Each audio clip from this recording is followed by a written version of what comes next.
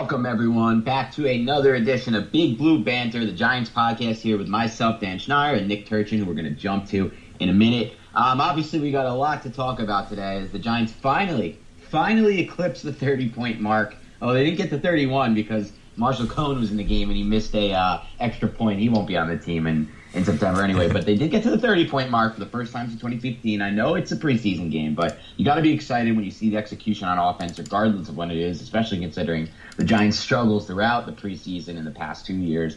And you got to be excited about what you saw in the run game, the run blocking standpoint. The running backs did a lot on their own. But today we're going to dive into a lot more than just that. We're going to talk about the key takeaways from the Giants' 30-17 win against the Detroit Lions. And we're going to jump into a little bit of a deeper dive with a question that Nick was asked on Twitter, and I actually wanted to dive a little bit more into, and he dove into it when we discussed it before the podcast. I can't wait to hear him on this. I think you guys will love that. It's about Pat Shurmur's play calling. And we'll do a little rapid fire with some other key takeaways from the game, and then kind of conclude this podcast with a little bit of a preview for the Jets-Giants game later this week, the preseason third game, the regular season dress rehearsal. We're going to do another podcast on that later this week. But how you doing today, Nick? Doing real good. A lot of film work in the last few days. A lot of Giants film work. Good. I mean, now we finally have something to do it on. Like, obviously there was the first preseason game against the Browns, but it's like that game, as we talked about, there was not really much game planning for that game. But, at practice today, after practice, Pat Shurmur actually said, I'm pretty much like, people asked him kind of a question similar, about the play calling and the game planning for the preseason. He's like, I'm putting in the run plays in the preseason that I'm going to be using during the regular season. He didn't say the same thing about the passing game, so I actually think we're going to see a lot of different looks in the passing game in week one than we saw this preseason, and then we will see even next week or even this week against the Jets. But the run game is going to look a lot like we've seen it now these past 2 weeks. But before we dive into that, I wanted to talk about the Giants' run defense, which was quite frankly dominant again for a second straight week in the preseason. At this point, the run defense is becoming clearly, in my opinion, the strength of this defense. So just a week ago, the Giants held the Browns to 1.5 yards per carry the whole game. And then in this game against the Lions, the first-team run defense allowed just 17 rushing yards and 12 carries. Or I believe that was actually the first half rushing defense. And over the past two preseason weeks, first two preseason games, the Giants' run defense has only allowed the Giants' first-team run defense, I should say, has only allowed 19 rushing yards on 28 total defensive snaps from that first-team defense. The Lions, 67 rushing yards on 22 carries for the game, just 3 yards per carry. Most of the damage came in the final quarter when the Giants had to turn to their third-team run defense. So, I mean, Nick, to me, I know I've been harping on this in pretty much every podcast, but I said I'm no more confident in anything this season than that the Giants' run defense is going to return to their 2016 form as one of the most dominant run defense in the NFL. And you look at why it's not rocket science. They added a ton of talent to the front seven this offseason. That was really the focus for Ghetto. And sure, he went out, he got Nate Solder, he got Patrick Omameh, he drafted Will Hernandez, he's drafted Saquon Barkley. But the front seven was clearly the focus. And I wanted to know, Nick, if you think this is going to kind of be just something we see in the preseason, or, can this dominant run defense translate to the regular season? No, it's definitely going to translate. It's going to continue on. It's a big part of what Betcher preached in the last few years at Arizona. If you look at the stats at Football Outsiders for DVOA for both lines of the first two tiers of their defense, that Arizona defense last year, both were very good DVOA-wise against the run. And that kind of usually doesn't happen because the way they have to grade it numerically, if you think about it, there's only 3 down linemen and 4 linebackers, so usually one of those sides is kind of skewed in the number, and both lines, both first and second tier, were very good there. And it's, I think it's personnel, but it's also combined with the 2 lines that they're going to rotate, and additions of guys like, just like you said, like BJ Hill at the 5 tech. That's a real good spot for him, and that's almost like another anchor, almost like another nose tackle on that side, on the strong side of the line. That's a big deal. So their base defense is going to be very strong against the run. Yeah, and you mentioned the rotation. You mentioned that, and that's definitely going to help them. You mentioned the fact that Betcher has had previous success. I mean, he's had 3 seasons with Arizona. He's never fielded a run defense outside of the top 10, top 9, I believe. That's each of the last 3 seasons. And I have a quick question on this for you, Nick, because to me it seems like it's partly, you mentioned the rotation, obviously, and the talent up front, guys like B.J. Hill who really fit in. B.J. Hill's been outstanding, really, throughout training camp and the preseason. But how about the scheme? Because, this is a scheme that attacks the gaps and it's almost like they're like running a run blitz on almost every down. It seems like to me. Is that accurate? Yeah, no, that everyone's getting downhill to their gaps. It's a very clear read to start off, but this is really the case with all one gap schemes. Betcher's not super differentiated, other than I would say like his motivational side of things, and just the guy loves it, and you can see the players responding. You saw the game when anyone's making any play in terms of a tackle, he's jumping up and down the sidelines. It's a completely different attitude. I mean, again, not to constantly compare to Spags, but it's a different attitude this year, and there's a reward for getting in the backfield, and that's what these guys want to do. Before runners get downhill, they want to hit them basically and get them stopped. Yeah, they're having fun out there. And we'll touch on the pressure soon because, I saw constant pressure. I saw constant Giant defenders in the backfield all game for those first and second team defense. But I want to focus on Olivier Vernon for a second because he's a guy who, I said earlier this season, I'm going to say it again, is my breakout pick because he just fits this defensive scheme so well. And he's going to see more one-on-one matchups than he's ever seen with the Giants. And it showed, in the preseason game against the Lions. He didn't play it much. He only had 9 snaps as a pass rusher and was only on the field for, I believe, 17. And despite that fact, in his 9 snaps, on 3 of them, he had pressures. He had 2 pressures on the quarterback and then 1 sack, which is really just an incredible sack. I've had to rewatch it a few times. I couldn't believe how he got through there. It was an awesome inside move and just beat multiple defenders on that, multiple offensive linemen on that one who were trying to prevent him from coming to the quarterback. What have you seen from Vernon? And is this just a situation where, listen, he can really – I'm not going to say he's going to have Chandler Jones' season that he had last year with a breakout season with James Betcher, but can it kind of mimic that one, or can it kind of follow in those footsteps?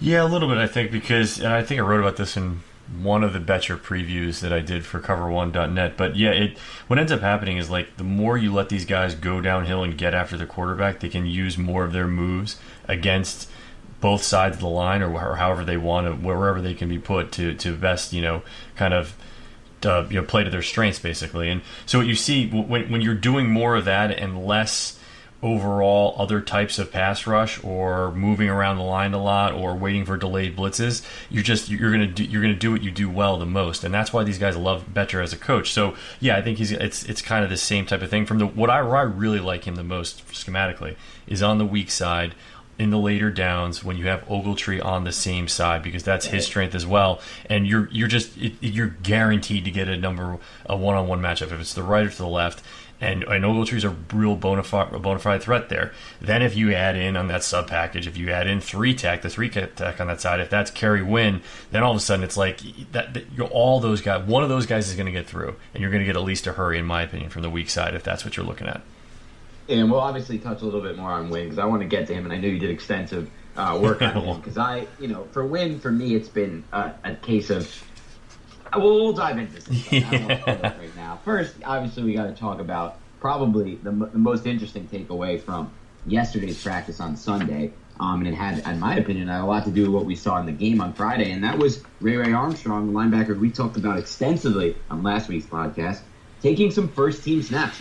On Sunday's practice, he was taking first-team snaps in the nickel defense alongside Alec Ogletree. In the game against the Lions, he had the interception where it was kind of a right place at the right time thing. His overall grade from PFF was in the top 5 among all Giants defenders that game. First in coverage, pass coverage overall, any player on the field. What did you see from his tape? And is there a chance that, we saw Ogletree struggle a little bit in the one-on-one matchup against Theo Riddick over the middle of the field, and he's struggled in training camp. The practices I've been there, they run a lot of those one-on-one drills with the running back versus Ogletree, and Barkley's really beat him pretty bad too. And then obviously against David Njoku in the first game, Ogletree kind of got lost in coverage there a bit too. So is this a situation where you can kind of see them working Ray-Ray-Armstrong in because maybe he can be the guy, responsible for the primary matchups when the Giants go man against those running backs over the middle of the field or those tight ends? Yeah, exactly. That's what you're going to see. So I did a fair bit of film work for him over the last, call it 2 weeks, a little bit of last year, and a lot in the third quarter of this past game. And just kind of starting off in man coverage, really good body control, really fluid hips, good fluid athletic movement overall. He looks basically, in both man and zone, he looks like supernatural out there. And I guess part of that, and I didn't realize the background here, but at Miami, he actually played safety. Yep. And he was 205, so he's 220 now. And first of all, love the game weight of 15 pounds, but the other part of this is he's very close to the mold of Buchanan in Arizona. I would almost say he's maybe a little bit more natural in zone coverage than Buchanan is, and that's just because Buchanan is so good in so many other areas. Anyway, what I really elsewhere too, what I like his real good recognition. He's been in the league now for 6 years, and you're seeing him pick up on a lot of things in terms of play recognition, pattern matching, that type of thing. He's very good there, very good at reacting downhill, which so is Ogletree. But I particularly see it when against the seam route, and there was an example on the third quarter from this past week. He really picks up the tight end well, just is able to get in his hip and stay in his hip as that tight end goes north, and that's something that Ogletree has a problem with. So yeah, what I do see is that what I think may actually happen is if it mirrors what Betcher's done before, I think Ogletree is going to move to the weak side on third down, and Rayway's going to go to the strong side of the stack backer formation. So that primarily will take the tight end if the strong safety blitzes. That's kind of the most important thing. Betcher loves to basically take the guy who's covering the tight end and blitz him, and then add and put someone else on the tight end and man. And that's when Ogletree got burned. That was the play that was exactly what happened in the first week against Cleveland. So that position, I absolutely think Ray can take that on. And elsewhere in run, he's very good in run. He likes to get downhill. He's very athletic. The only concerns I have with him, what I'm really trying to say is why he wouldn't be playing more downs or challenging for these spots consistently, is he just has a little bit of weakness in terms of stacking and shedding and actually getting off blocks. Right. And that's something that we obviously know that Goodson, that's like his bread and butter. And so, I also kind of have a little bit worried with the overall functional strength. He's at 220, but he was a safety. So in general, taking on a guard, a pulling guard, a big pulling guard, basically the another team's Hernandez is going to be kind of a problem, I think, too. So that will limit his snaps, but very, very effective snaps when he's in. Yeah, but what's interesting to me, actually, Nick, and I'll throw this back to you in a second because I'm curious, is that on the play, so I can definitely see what you mean where, he's in that stack linebacker position, that play with Njoku, it kind of settles in nicely. But how about the play with Riddick where he kind of came out on the left side of the formation, and really that would be attacking the weak side inside linebacker, correct? Yeah, got it. And that's going to depend if it's zone or man, okay. And how that play shakes out. And you're right, yeah, it's not going to be perfect like that, but it's in general that's how they're going to want to do it, to set up wherever the blitzer is going, he's going to move to the other side. Right. And I'm not saying most, probably half the third downs, you're going to see this type of look because that's just what Betcher does. Yeah, it's awesome. To me, it's awesome because, people are going crazy. They were about that Alec Ogletree give-up play. But you know what? That was the only big play the Giants' first-team defense, or basically second-team defense, gave up the entire game. So I can take that. And as far as Ray-Armstrong goes, yeah, he's been in the league for 6 years. Some people were talking about that like it's a negative of some sort, but not to me, because he was a guy who needed to find – he's a guy who – he's a player who is kind of one of those tweeners between safety and linebacker. As we obviously know, he played safety at Miami, was dismissed from Miami during the time they were under investigation. And I read it today. It was something like something that happened. He wasn't cooperative enough or something in the investigation, which to me is just garbage anyway. It's not nothing. He hasn't had any problems off the field since. And it looks like to me he's finally settling into a nice role in a defensive scheme that he hasn't actually played before. He wasn't playing this role with the 49ers when the Giants traded for him. When the Giants signed him off waivers last year. And I think he might be finding his role, which is just something that really stands out to me, because if he can make an impact too on this defense, especially in pass coverage, that's going to be super helpful given the state of the linebackers. And, they definitely upgraded at linebacker this offseason, but at the same time, it was starting almost from scratch as far as pass coverage linebackers go. And I also wanted to dive into some of the play that really stood out to me of like some of the unheralded defensive linemen. Really, to me, it's going to come down to some really tough decisions at the end of August about who to keep on this roster. I mean, we're talking about Kerry Wynn, obviously a preseason hero. We're going to dive into him in a second, but I'm wondering if maybe he's finally found the right scheme to unlock his ability as a defensive lineman, not just on special teams, because he's been awesome on special teams throughout his Giants career, and really a preseason hero mostly as a defensive pass rusher and defensive end. Kareem Martin, he's somebody who jumped out to me after what I would say is probably a pretty quiet training camp. We haven't heard much from him, but he's interesting to me for the fact that when he signed with the Giants, I read that the old Arizona Cardinals regime believe that the light had finally turned on for Martin last season when he was kind of converted from that 5-tech to the outside linebacker position. And they thought he was just scratching the surface. They did not want to let him go. But a new regime came in, obviously, new coaching staff, new defensive scheme. And they did let him go to the Giants. So that's interesting to me. He finally flashed. Josh Morrow had a really good snap where he shoved the lineman back with the 13 defense, where he fired the lineman back into the quarterback to force an incompletion. So I kind of wanted to dive into all those if we can. I know you did extensive work on Carrier Wynn. Let's take it one by one. For Wynn, do you think that he can finally turn this into more than just a preseason hero type season? Yeah, definitely. And for me, I hadn't had the background of following watching the special teams tape. So when I first saw the game, I was getting the blood was flowing watching that. That was unbelievable. That guy can make a lot of plays from a lot of different positions against all types of small players, bigger players. And I really started reading into his background and understood that, hey, he's been doing this for many years, and it's kind of business as usual for a guy like him, which is awesome. But for one of the bigger things is, just to set the background real quickly, I guess everyone's going to know this, but he had a tough time getting any snaps obviously with the defensive end pairing that was here for 2 years with JPP and OV, or I guess it was probably more than 2 years. So when he got time, it was kind of like put up or shut up in a very, very tough way. And he against tackles, he doesn't, and his speed to power rush, he kind of runs out of energy a little bit, and he doesn't have that big frame. He's only 265. So if he doesn't beat a tackle from the speed side, he didn't really have much of a pass rush on tape. What you're seeing more this year, and what's kind of happened, what's really cool with guys like Betcher, is Betcher has moved him inside on nickel, on the third down side of the house when they run nickel, to the 3-tech defensive tackle, and from there he's lining up primarily against guards. And so most guards in this league, again, the prototypical guard is going to be a little bit more slow. It's not going to be a dancing bear. He's not going to be a mauler as much so as the tackles. So his smaller size frame will, number one, I think he'll have better speed angle as he showed against those guards. And two, his power moves have more of a chance, in my opinion, especially against some of the guards that, particularly Detroit had. As well, too, you've seen a little bit evolving with his violent hands. That he certainly has had his entire career, but really starting to use them and get good hand position and leverage, almost looking a little bit more like Kareem Martin when he gets engaged, where you can see the influence and the change where you're getting more leverage there. He's able to drive more, and the guy, and for multiple years he's had this, but he's really had a massive motor, and that's what you saw in this past game, was a guy just trying to win a spot. And that type of heart, when you see that, coaches go nuts for that, because it propelled the rest of the line, I think.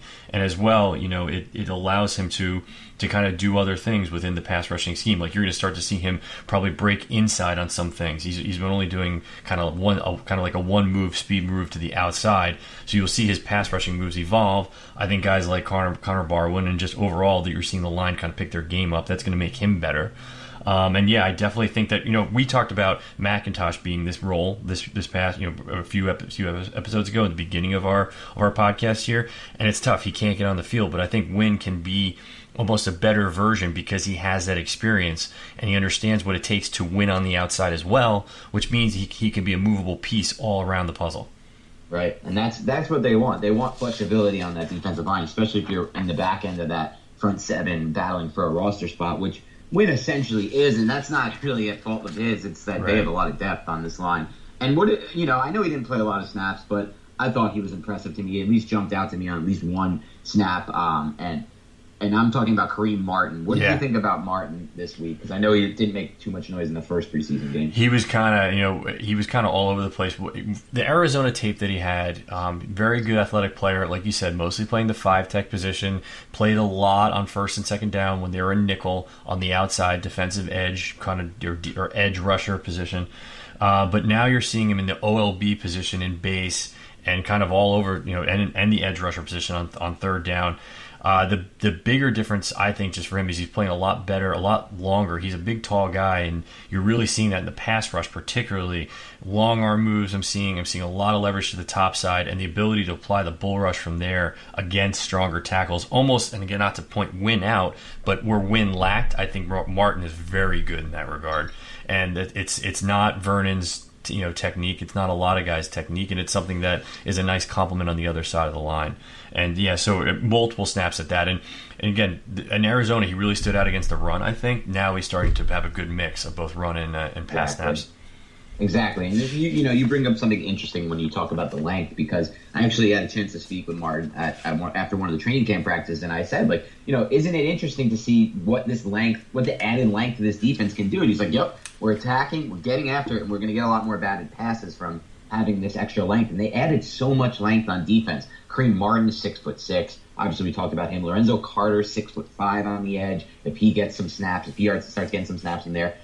Ray Armstrong, we just talked about him, but Pat Shurmur said after practice that one of the first reasons he said he's so intrigued by him in this nickel role is because he has the length. So he's another guy with length. Josh Morrow is a guy who stood out to me more so. He had that one awesome snap where he fired back the offensive lineman. He's another long guy, and he's a guy who, to me, has stood out more when I've been there at training camp practice. These type of guys don't always get write-ups after practice because no one wants to talk about small things you notice when you watch the lines play. But when I watch those lines play, I always notice Josh Moore. And of course, he's going against second or third team Giants defense at this time on the line, mostly the second team. But he's a guy who I think could really surprise some people just based on his length alone. So did you see anything that stood out to you from Moore, obviously, besides that one snap? Yeah, besides the one bull rush, didn't notice him a ton, but like you said, he's one of those guys that grinds, and he doesn't flash necessarily on tape, but that doesn't mean it's a bad thing because he's super consistent, and he knows how to stay in his lane and all those types of good things, and that's why he's here. Really, really, really simple. Yeah, and when you think about it, when you have length on the defensive front, and you're attacking all the time, every gap, you're going to be a lot more disruptive in the pass game. There's going to be times where I think that people are going to be surprised, and we saw it too in the game. Stafford had one ball that was tipped that I thought was close to it. Might have been a fumble, but it actually wasn't. And I think we're going to see a lot more of tip balls in line of scrimmage. But we're going to talk about one more defensive lineman before we move on, and that's Lorenzo Carter. Because what really intrigued me the most about Carter is that I thought he obviously had his sack that was taken away by the helmet rule called on Mark Herzlich, which obviously Pat Shurmur was pretty angry about at practice yesterday. He basically said, I have some choice words for it, but I don't feel like it's necessary to get fined in the preseason, which was pretty funny. But, what really stood out to me about that play was that Carter converted speed to power there. Yep. So before this point in the preseason and in training camp, we've really seen him only win with speed around the edge, but if he can really get it down where he can do that, convert speed to power. We've seen so many pass rushers in the NFL really win basically with the majority of that being the majority of their game as a pass rusher. So to me, I thought that was extremely impressive. What did you see from Carter? Yeah, that was that. I was going to basically key on that. I have it right here in my notes. "Quote unquote great speed to power rush." And at the time, that was that was the biggest thing that jumped out. I also did though like him in coverage. When they did bleed him off. So what bleed him off? Hold on, I should explain that. And when he's playing the OLB position in Betcher's defense, he will follow a running back off occasionally in zone or man to the flat. If it's zone or in man, he'll stick with the running back. And he did a really nice job there. So you have an athlete that's used to doing this. And in Georgia, that was kind of their one of their go-tos for him, and part of the reason why statistically he wasn't kind of off the charts there. So that flexibility I like. In the run game, he's very good. I think he's still finding his way there, though, where you'll see him get much better as he gets more reps. Where I see him ending up on some plays is kind of in the middle of nowhere. And you see that with rookies where after time, their nose for the ball gets way better after 3 or 4 games, like massively better. And I think you'll see that with him, where he'll be a really effective edge contain player for them this year. Yeah, and that's interesting you mentioned that, because it really makes sense and adds up to the point where, Gettleman told us after the draft, I called multiple teams trying to trade up for Carter, and a lot of that is because what you said, he has experience not in the same defense as Betcher, but with a lot of the same concepts that Betcher's going to ask. Like you said, he made that excellent play when he was out in pass coverage to stop a short pass for basically no yards after the catch. Right. And I think that'll help him get on the field sooner because he's used to playing with some of these concepts. And one last thing I wanted to add, because we talked a lot about defensive line, we got a lot more to cover, is just how impressed I am with the fact that they're not really matching up against bad offensive lines. Detroit added Frank Ragnow, and they added back Decker to that line. And they're going to have Taylor Decker, or is it? That's the one. Yeah, that's the Ohio State guy that got drafted, right? I always get him mixed up with the one who went to the Titans. Compton. Okay, yeah. Taylor Decker, and And they graded out, at least according to Pro Football Focus, as a strong line to begin with last year. And then the Browns have a really good line too, obviously outside of the left tackle position, though Bitonio's been pretty solid there. So this is going to be really interesting to me this week when I see this Giants first-team defensive line against the Jets first-team offensive line, because I'm not a big believer in that Jets first-team offensive line. So I'm very intrigued if they're looking like this against these offensive lines, how they're going to look against some of the bottom half of the NFL. But obviously, we can't go on without talking about the quarterbacks. It's just how it is right now. I mean, this is going to be a point of topic until Eli stops playing for the Giants, because everyone wants to know what's going to happen after the 37-year-old Eli Manning is no longer the quarterback. So they have two guys right now competing for the backup job. On Sunday, Pat Shurmur said the only reason Davis Webb is listed as the number 2 quarterback is because the NFL forces me to put out a depth chart during the preseason, which I wouldn't do otherwise. But, I mean, Shurmur can say that all he wants, but Webb's taken almost every single snap ahead of Lauletta throughout the entire training camp, OTAs, and preseason as well. And as far as Webb goes, we've been harsh on him a little bit for sure, but there's no way to not say that he was impressive against the Lions' first-team defense on Friday night. 14 of 20 passing, 140 yards, a touchdown, no interceptions. The deep ball to Russell Shepard was a thing of beauty, I thought. You put that right over his shoulder. The pass to Sterling Shepard was to me even more impressive. Mm-hmm. What stood out to you the most about Webb? And I don't know if you had a chance to kind of at the same time see anything about anyone who stood out to you on the Giants' first-team offensive line.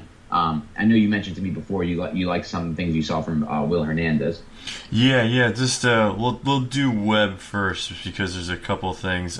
Absolutely like the improvement, the confidence, the ability to do things with his eyes, and within the structure of the play as he was going back on those deep balls, especially any ball over 8 yards. In my opinion, he's really good. Whether who you want to start measuring up to in the rest of the NFL, the guy needs real snaps in regular games. But, in terms of reps, he gives you great reps on balls thrown over 8 yards. The ball placement there, like you mentioned, on that one corner route that he threw to, I forget which Shepard it was. The third down one was out of control. Yeah. I mean, that was just a great throw. Those are the very good things. What I do see, though, and I'm not trying to be negative because he's holding himself to the standard, and I know his coaching staff is, but you still see some issues with ball placement on throws under 8 yards, on those quick hitches, on the one play where it was a forced route, or a drive route where the right side wide receiver was running like 2 or 3 yards up the field and crossing. And Webb sees it, recognizes it, and against Darius Slay, he was able to get the breakup because the ball was just a touch late. He's just a beat off. These are details that he's going to get better on. These are details that, his ability to throw with anticipation, I do think he's going to get better at that because he's a guy who's relied on his bigger arm that didn't have to do that at a previous level. So you saw that a little bit in the red zone, too, where things happen really, really fast. He has to keep his footwork, I think, in the right spot for him to stay on schedule. And you saw it even out of structure on the throw to the corner that he had for Cody Latimer. I mean, that play really should have been a touchdown. And so that was two parts that where I was kind of weak. And one part, if you really rewatch the game and you kind of take a second, it's so hard to watch the game the first time through. It's like almost impossible. But on the third down at the end of the first quarter, I believe, Shurmur was really mad at the sideline after they didn't convert when Webb threw a quick out to the tight end on the left side. It was a 3-by-1 formation. The one was on the left side. The lone X was to the left side. And Shurmur was like really pissed on the sideline. I didn't notice it, but if you watch it and break it down, the backside of that play is running double slants, and the coverage was cover 2. And so the way most of the time, my interpretation of Shurmur's offense is the quarterback has to pick a side to throw to. And pre-snap, based upon pre-snap stuff and based upon what he knows he wants to throw. And I think Shurmur knew that, hey, those backside slants on that 3 out of the 3 wide receiver set, that's especially for a guy like him, that's an easy first down throw against cover 2. So he missed that. So I'm still seeing is a little bit, and you're going to get this with all young players, a little bit sluggish mental processing. You're not seeing him get to that level yet where you have guys like Eli who, just after many, many years, he's able to pick apart defenses that way. He doesn't have that yet, and that's going to get better. But again, what we're looking for is change in the preseason.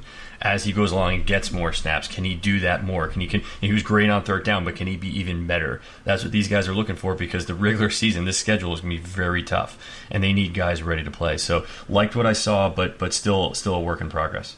Yeah, and he was to me, the most important things that stood out from Webb, at least for me, were three things. One, he was much more calm in the pocket this game. Clearly, the nerves had settled down for him.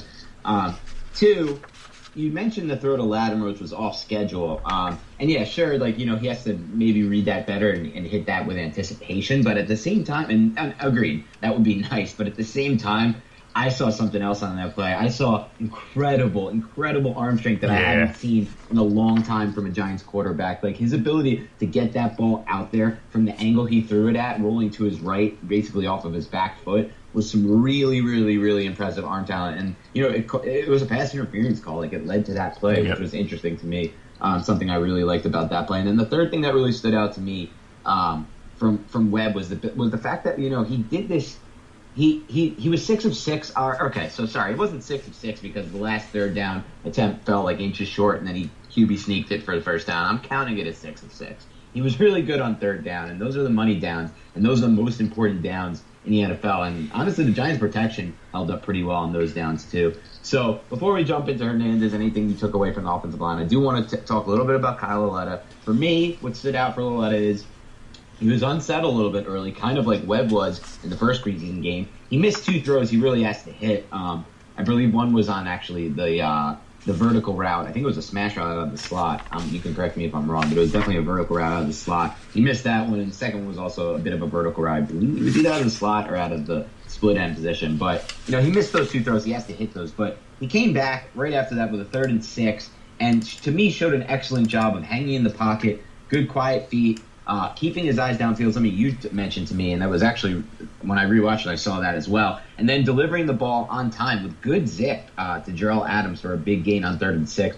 He really has good zip on the intermediate passes. I know he doesn't have the biggest arm in the NFL. And just in general, he just really looks calm out there to me. He looks good. He looks interesting in this offense. And to me, what is most exciting about Lauletta is what he will allow Pat Shurmur as a as a play caller, because he has more mobility than any Giants quarterback. Yep. And he's quick on those bootlegs, and that's something we saw a lot of with Case Keenum in Minnesota. He tailored that offense to Keenum's strength and ability to make plays on the run and his quickness to the outside.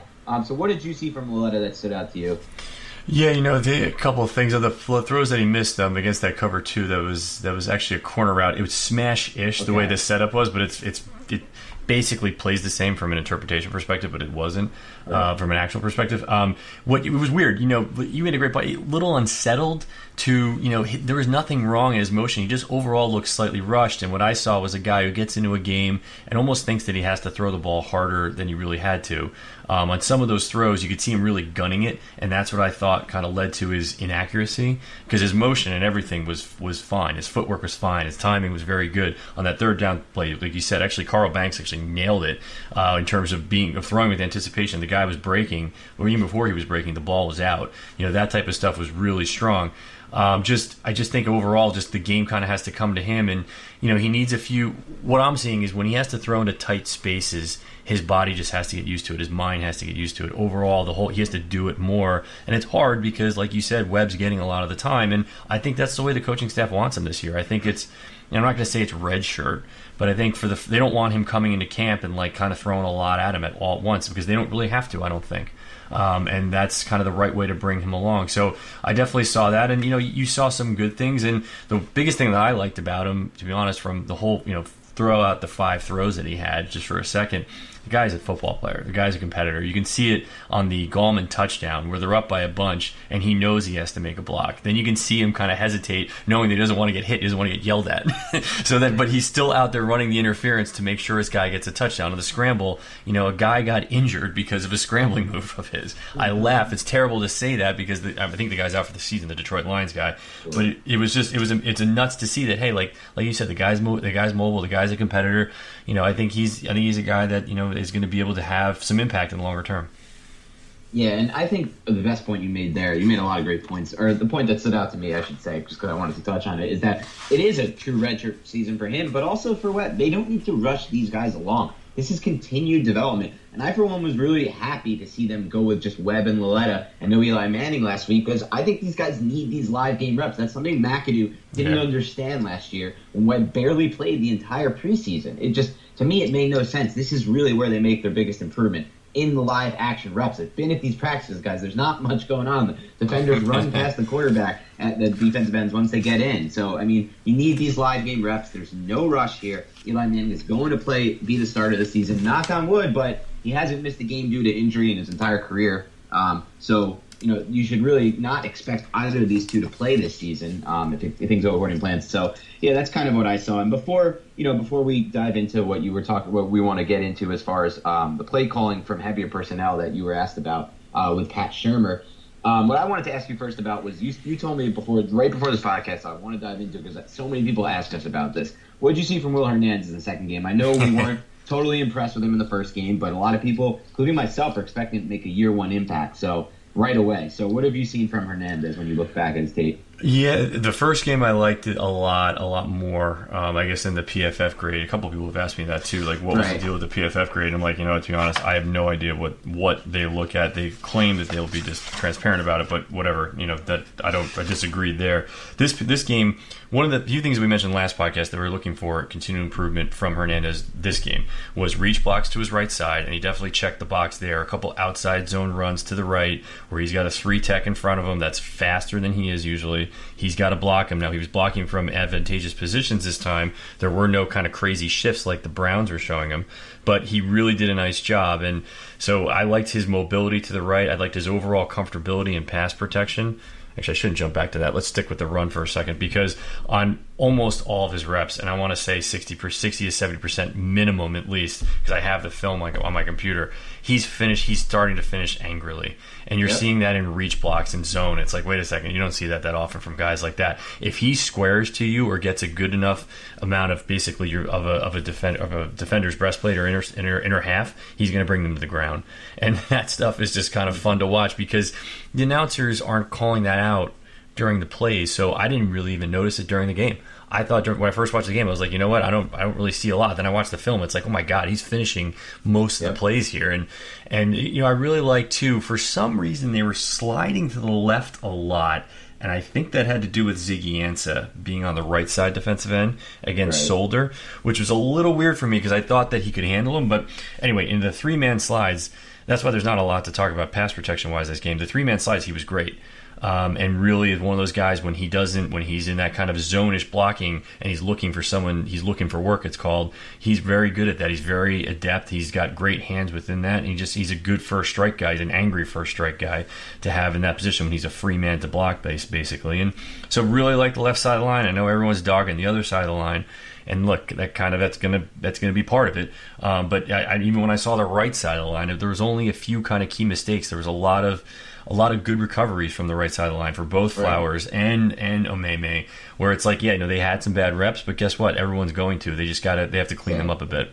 Exactly. Everybody's harping on these bad reps from Ogletree from the right side of the offensive line. Well, how about the 3rd and 17 play where Webb hit third and Shepard? You want to rewatch that one and tell me what the right side of the offensive line did, or how about when they provided enough time for Webb to hit the 40-yard pass to Russell Shepard later in the game, and all the other third downs, third and longs that Webb hit. So to me, I'm not harping on that just yet either. Obviously, there were some bad reps, but to me, that is what it is. And just because sometimes we dive into some concepts that I know people have talked to me about this outside of the podcast.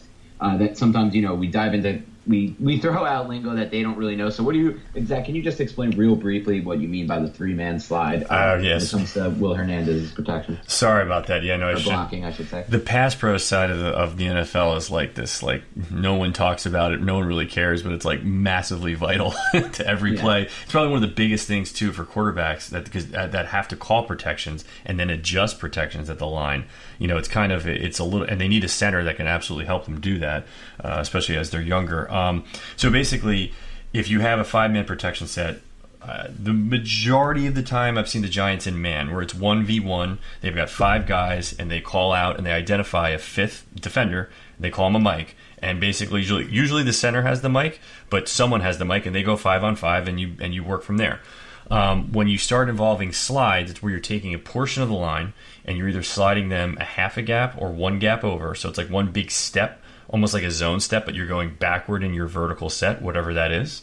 And you're blocking accordingly who you see in front of you. So why would you slide? There's a lot of different kind of lot of different philosophies about how you want to set up defensive ends. What we've seen is when you slide to the right for Flowers, he knows that he has help to his left. So when he blocks, he can almost overextend to his right because he knows he has the help back on his inside if the defender cuts inside. That's kind of like a brief, like, general theme of what they would do. So is that something we didn't see? Oh, okay, sorry. No. Cut you off there. No. All good. And you didn't see it a ton last year. That's what I was just about to ask.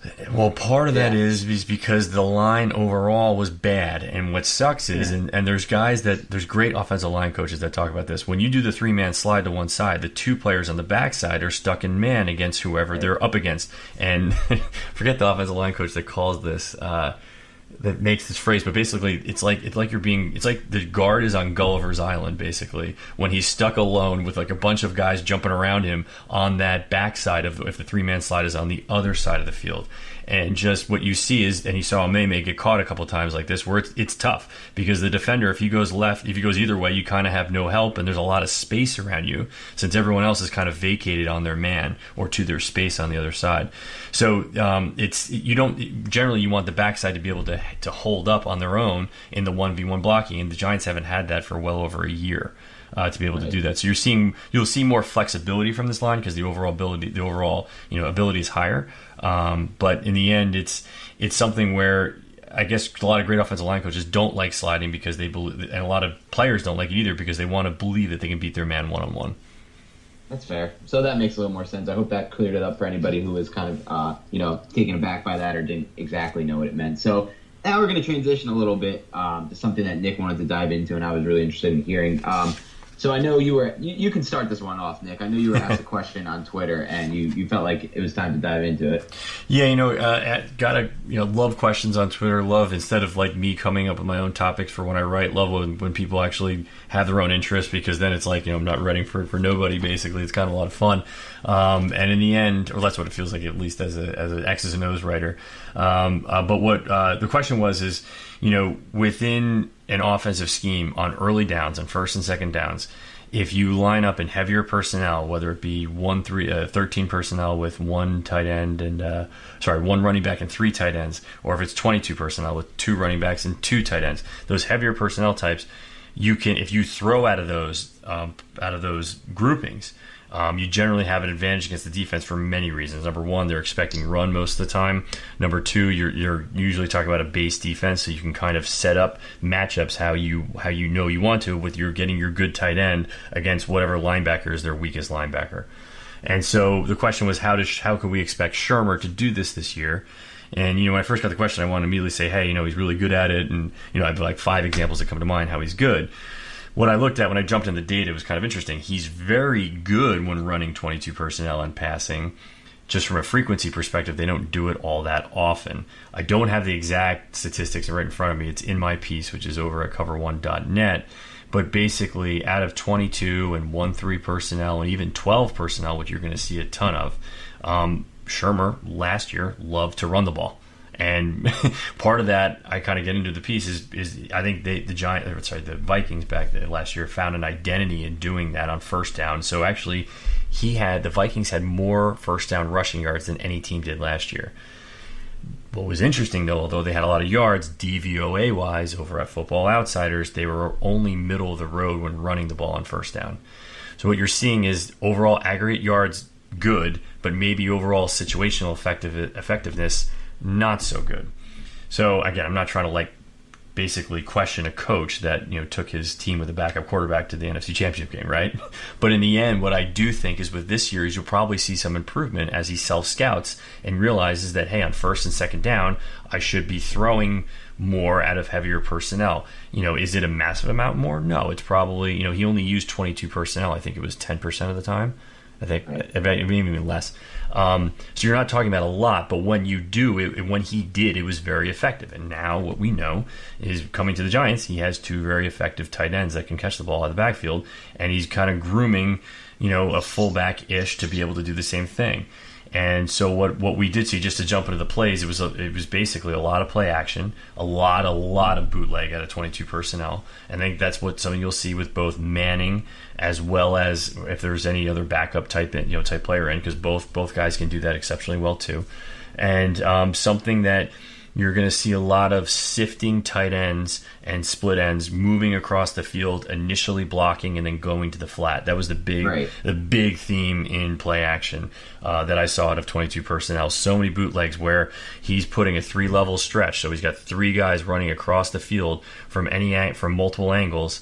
Usually a low guy, a medium guy, and a deep guy, and he's got a quarterback bootlegging to the right, and that basically picking between the two of them. So not what we saw on like Lauletta's touchdown run, where that was a naked bootleg to the left, but basically bootlegs right. And where I liked him to kind of do it is to set his quarterback up early in the game to make those throws, so that he can basically kind of, because they're rhythm throws, but like you saw, like we're thinking about, he's moving. It utilizes his mobility, utilizes the quarterback's ability as an athlete to get into space.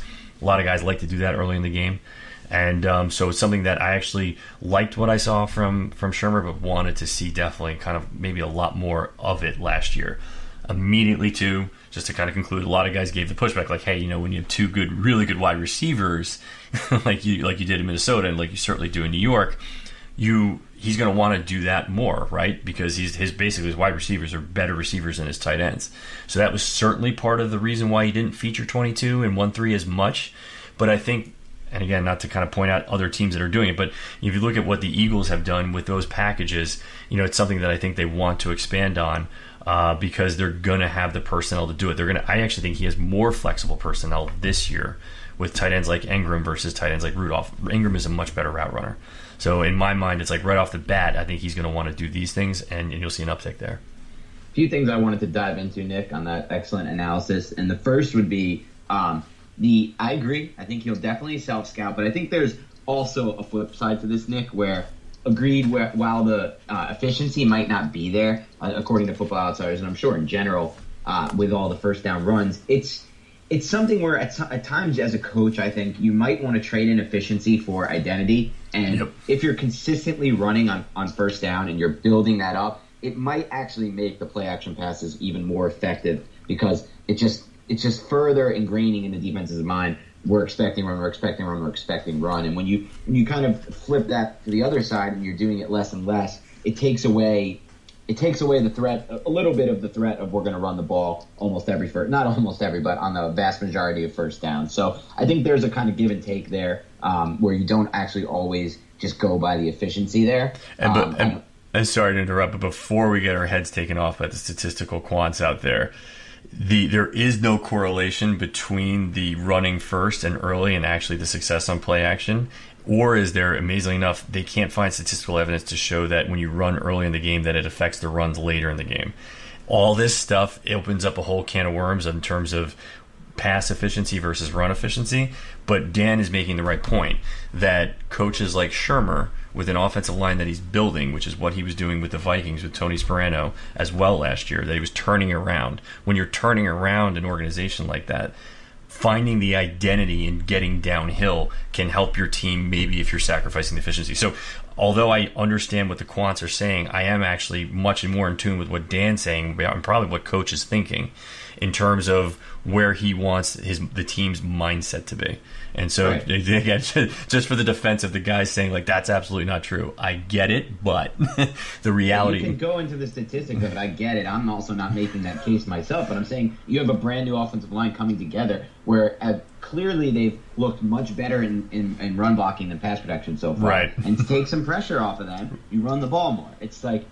to me, it's a concept that I get it. Statistically, maybe the efficiency isn't there. You're not, and even what I said before, it doesn't seem statistically like, if you run the ball early and more often, you'll be more effective on the play action passing game. And I'm not here to argue any of that. I'm also not here to argue that it's better to run the football than pass the football. I'm not one of those guys that are right. out here and spew the when the Giants ran for 100 rushing yards, they won 31 of 31 games, because that's just like the worst stat that anyone ever uses, because obviously you have 100 rushing yards when you're winning a game, because at the end of the game you're icing it with run plays. But the point is, I think it really takes a lot of pressure off the offensive line. And the other thing I wanted to mention actually was it's a little bit more diverse even to me than just Evan Ingram and Rhett Ellison, because I actually do think that Gerald Adams will get into the mix this season a bit at tight end. We've seen it in the first 2 preseason games. He's gotten a few snaps with the first team, especially the Browns. I have to rewatch and just make sure he did get one.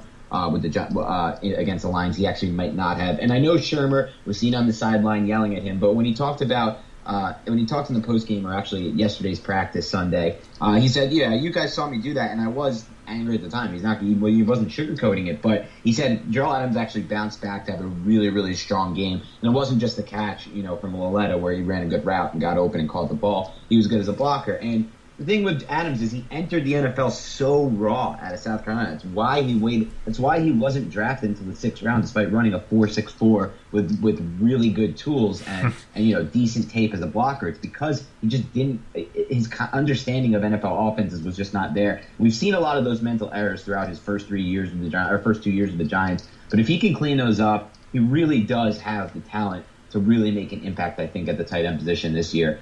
So I would keep an eye on him. I wouldn't rule him out totally.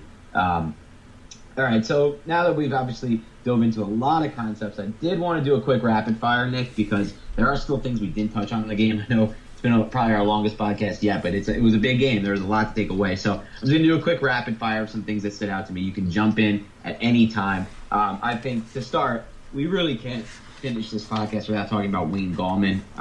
Wayne Gallman, to me, is really, really, really starting to look more and more like a really good late-round find for Jerry Reese. I liked him a lot when they drafted him. To be fair, I also like Paul Perkins a lot. Well, I'm not completely ruling out, so I'm still on the Paul Perkins train. We'll see if he can ever get healthy again. But Gallman, to me, was a guy who averaged 3.5 yards per carry after contact at Clemson, which really stood out to me. And you saw that earlier in the game when he had that run with the first-team offense where he cut inside in between the tackles and carried a few defenders for 4 extra yards. To me, he has really good ability to create yards after contact. He can force missed tackles. We obviously saw that with some of his great cuts, including the 11-yard touchdown run. He has the route running ability. He scored he ran a pretty damn good route in the red zone to catch his 8-yard touchdown pass, where really he created a good amount of separation and enough separation for Webb to throw the ball in the right spot. Some people are saying the throw is behind, but if he throws that ahead, the other defensive back who's crashing in is going to make a play on it. And he also has short hands. He doesn't drop passes. So to me, he has all the tools. He's just missing the 40-yard dash time. And I'm not a big believer that 40-yard dash has much of any importance for the running back position. I mean, it helps to have a Chris Johnson who can house it at times, but it's really not as important as the first 10 or 20 yards. So that's a guy I think could really be an actual big-time find and impact player on this roster. I'm hoping he moves up to that number 2 role ahead of Jonathan Stewart. I think that right now Stewart's in that role based on maybe because they signed him to a pretty big deal. He's good in pass protection. He's a veteran leader, and he's expected to kind of have some kind of role after signing. But I don't know what you think, Nick. Do you think that Wayne Gallman should probably take that over by week 1? I think he will. I think it'll get into kind of I think it'll get into a thing where they're going to run 3 running backs in different spots. They're gonna need the guy. They're gonna need not to just say their bodies, but they're gonna need depth at this position. So although I do think that maybe Stewart is overpaid, and from a value perspective, there's not a lot there overall, I think that the intangible levels alone outweigh what people are talking about in terms of cutting him or trading him. I just think it's kind of like, it's really kind of just a 1-year thing. On the Gallman side, absolutely. I think he's going to be a strong number 2, and it's not just a complementary piece. I think it could be his own piece. I think that if, again, not to go on the road, I think if the Giants drafted someone else at number 2, I think that we'd be talking a lot more about Gallman in terms of him being featured. However, it's I think it's a good spot. I just think that it's overall, too, I think when you see guys like Martin emerge, too, in the backfield, you're going to have you want multiple pieces there. There's nothing wrong with that, and 4 good backs is a great way for them to start, especially when they're changing their identity right now.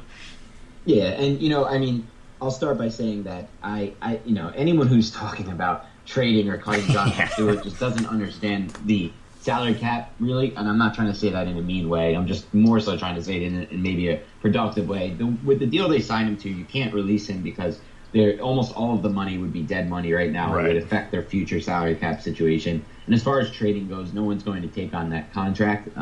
It's just not going to happen. So those 2 decisions are both out of the picture. But what me and you disagree on is that I don't think this should be a 3-back offense in the regular season. I think this should be a strictly 2-back offense with Saquon Barkley and Wayne Gallman. And I'm hoping that Pat Shurmur is able to kind of figure that out as well, because there's just, to me, I don't think Barkley should come off the field very often in general. Personally, I think it just takes away an advantage that you have because he's so dynamic when he's shifted out as a wide receiver, and he's so dynamic with the ball in his hands after the catch. But if you do, I'm okay taking him off the field for Wayne Gallman because Wayne Gallman can do a lot of the things that Parker can do. Obviously not as explosive or nearly as explosive or anything like that, but he can do all the things we mentioned before. So, and yeah, I did like what I saw from Robert Martin, Jalen Simmons. Both of them have had really good, strong training camps. So it's kind of disappointing when you think about Stewart on his roster, but he's bringing, a lot of people argued with me about this on Twitter, and I saw some of the beat writers write about this too. You can't measure the intangibles and the leadership. And while I get it, at the same time, you could have easily signed Jonathan Stewart at the back end of free agency, in my opinion, to a much cheaper deal. But we'll move on from that. We talked a little bit about how the run game's improved, or how the offensive line's improved in the run blocking. Eric Flowers, he's improving, but people have to know there's like a limited ceiling for him in pass protection. They're just going to have to do their best to make up for that. I thought Cody Latimer showed me something. Obviously, it was only one play, his catch over the middle. The play action pass, but that wasn't a great ball by Webb. Let's be honest. It came out wobbly, and it was thrown pretty far ahead of him. He really made an excellent leaping grab there. Great concentration. He had his best catch rate of his entire career last season with the Denver Broncos. Also had highest yards per reception last season. I got my eye on him. I think he's going to help the team more than people realize. I also think that, this is just going to be a great scheme for these two backup quarterbacks. So I'm not willing to go all in on either of them as the future successor yet, but the fact that this is a play-action-heavy offense really, really will exemplify their underrated mobility and ability also to make plays on the run. And that's kind of all I really had. We jumped into almost all the other stuff, which was awesome, that I wanted to get to. The last thing I would say is Curtis Riley, he got the starter free safety. We didn't obviously hear much from him outside of the blitz that he got picked up on. But I don't think that's necessarily a bad thing, especially when you consider how poor of a job Giant safeties did with the angles they took to the ball after the catch last game, and that kind of was cleaned up a bit in this game. So to me, that wasn't necessarily a bad thing. And is there anything else you wanted to add here that we didn't touch on, Nick, before we sign off? No, I think it's the Curtis Riley point's a good point, and the guys like me are just dying for the All-22 to actually come available in the regular season because it's so hard to follow a free safety when you're guessing where he is half the time, and that's why when I don't know how, again, not to jump in their crap, but I don't know how PFF has any grades to the secondary when you literally cannot see them. for like 3/4 of the game. Easily three-quarters of the game. So, I think that's difficult. And yeah, I think it's something that it's going to be a big focus. And like you said, still a big rotation basically. And we'll see what game one brings. Yep. All right, guys, that's all we have for today. I know this was a jam-packed one, easily our longest one, but hopefully you'll enjoy it. There's a lot to talk about. We do plan to get back going on this and get another one up soon on a preview of the Giants-Jets game. Look for that either Wednesday or Thursday, I would say. The game is Friday night. But on that note, as always, if you do enjoy the podcast, do us a favor. Go on iTunes, subscribe to the podcast. That is the best way for us to build this podcast. Subscribe on iTunes. And other than that, you can follow all of my work on Twitter, where I love to interact with everybody. My Twitter handle is Dan Schneier NFL. It's DANSCHNEIER NFL. Nick, I know you can find all of Nick's work on Cover One. You can also follow him on Twitter, where he's breaking down plays on his Twitter account. So, Nick, you want to tell everyone where they can find you? Yeah, Team Manic 21, TMANIC 21, and due to popular demand, I will have a Hernandez breakdown done sometime tonight, which is Monday night. Beautiful. Especially because I was actually I took a look at your Hernandez breakdown from last week. I know you put up like 6 plays, I believe it was, on Twitter from the Cleveland game. So I'm going to kind of go back, rewatch that, and watch what you do on Hernandez, because I can view it from my standpoint. I've gotten through rewatching all the first team snaps. I'm going to get through everything else tonight, but it's a little bit different from your point of view, so I'm excited for that. Anyway, guys, on that note, we're going to sign off. Thanks again for listening in, and we'll see you guys again later this week.